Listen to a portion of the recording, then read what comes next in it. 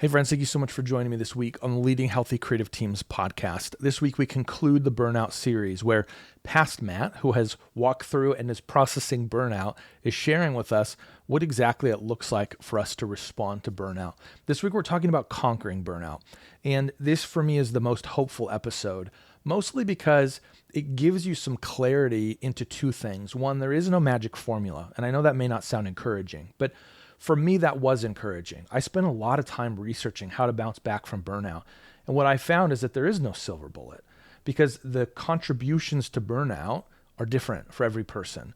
And so what this episode really talks through is it talks through different things that may be helpful for you. I know one of the things, I'll just bring it up now, but one of the things that often gets talked about in the context of burnout is, take a month off, go take an extended vacation. I'm going to be honest with you, I couldn't do that. And I think I even say it that way in the episode. There was no way that I could afford to take that much time off of work. And the problem is that just getting away doesn't always solve the problem. So there's a lot of different things that I talked to in this episode. But if you're at this point in your career where you're like, I just don't know if I want to keep going. I just don't know if this is a good thing. I hope that you can hear something in this episode that really helps you or encourages you. I know for me, I've shared this with friends, I've shared this with people that I'm working with, and to hear that somebody else has gone through this process has been very encouraging for them. So I want you to hear this from me now. Find a way to connect with me. Go to lunchtimeheroes.co, shoot me an email, matt@lunchtimeheroes.co. I want to figure out a way to be helpful to you because burnout is something that is far beyond just professional. So listen to this episode, Conquering Burnout. I hope that it's helpful for you and it encourages you that you can, in fact, overcome this. This week, I want to talk about practical ways we can position ourselves to conquer burnout. Yes, that's right. Burnout always seems to be this thing that we sort of give up against, and we assume, well, burnout's happening. I guess everyone loses. Nope. Here are some of the things that I have found to help position us to be able to combat, it's a battle, combat burnout. First, it is super helpful to have a relational baseline. What I mean by this is a group of people that knew you before you burned out or before you were moving toward burnout. What you want to do, and my hope is that this is catching you before you're in these throes of burnout. But even if you're in the midst, even if this is something that you're struggling with and processing through, these tools and these approaches are still helpful because they're going to give you a perspective. And that's what you need, a perspective shift. So if you're not at burnout yet, build these and you will be more likely to avoid it. People who knew you before you're burned out, because you want to be able to walk through what you're walking through with people who know who you are. That's really important. You need people that know who you are because they're going to help you recognize when you're not who you are anymore. A willingness to allow a perspective shift. It's going to sound silly. I know for me, I really, really wanted to change my perspective. But what I lost sight of was I don't think I believed that God could. I kept thinking to myself, yep, really want to change my perspective. I'm going to do this. That'll change it. I'm going to do this. That'll change it. Oh, I'm going to do that. This will change. No, stop it. Like, yes, there are proactive things that you can do, but just sit and mull on the fact that your perspective can actually change and believe that's possible. It means forgiving. It means confessing. It means long conversations with God. It means you need to back up and you need to gain some perspective. Again, that's why this network of people is so helpful. Our gut typically says we need to move closer to analyze a problem. That's not helpful. That's not going to help you get out of burnout. Sometimes it looks different for me. I mean, fake quit, not sure I'm going to recommend that, but it did its job. I remember coming back and somebody said, man, it was like you had all this junk built up in the garbage disposal and quitting flipped the switch. And all of a sudden, it's all gone. And now all of a sudden, I have a perspective shift. Some people will vacation in a dramatic way, not just take some time off and hang out at home. Go on a vacation. I'm a huge fan of visiting a different church.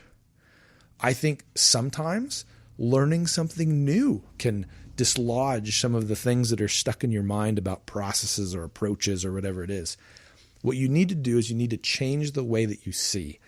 When I was in college, I was in a photography class. We were assigned a project that it bothered me. I wasn't into it.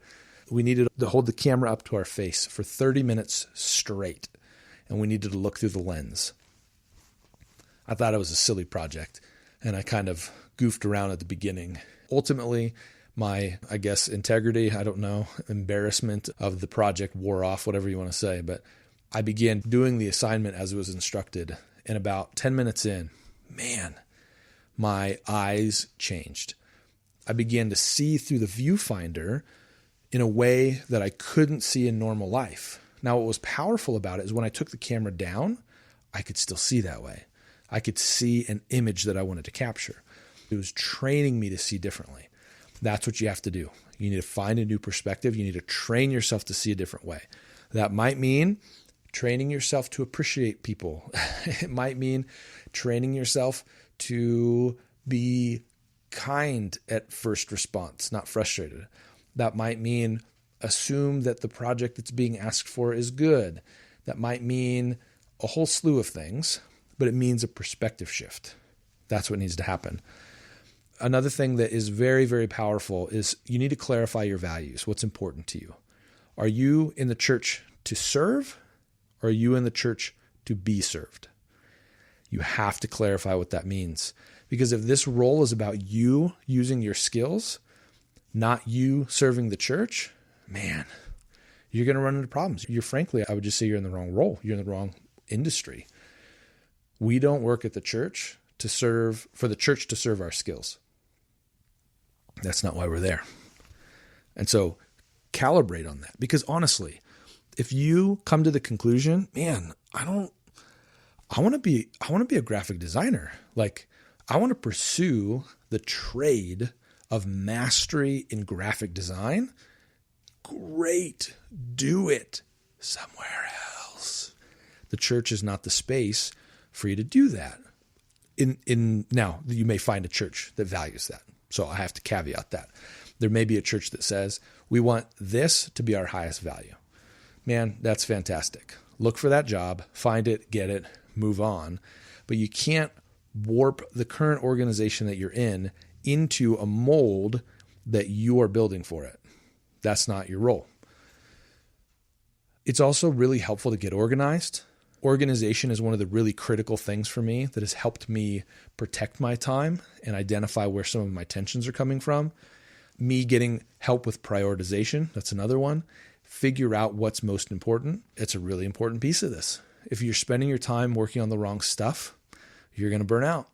At one point, I had a conversation with someone who felt like the deadlines were just continually coming. And I'm looking at the list of deadlines. I'm like, that project's not due for 2 months. And so I don't really know why that's a concern. Well, prioritization helps. This is a big one. And there's a lot of sub-concepts. Get connected with scripture. And I don't want to be that guy who just says hey, you should read the Bible, but also, hey, you should read the Bible. Pray, spend time in prayer. One of the things that was really important for me, find things that you're thankful for. One of the things my family does is every night before bed, we share one thing we're thankful for about our day and one thing that we're thankful for about who God is. And we have to share something every day. Sometimes, it has been said, I'm thankful that the day is over, and that's okay, because it's something that you're thankful for. What it's doing is it's beginning to pivot your brain into identifying things that are good, not just focusing on things that are bad.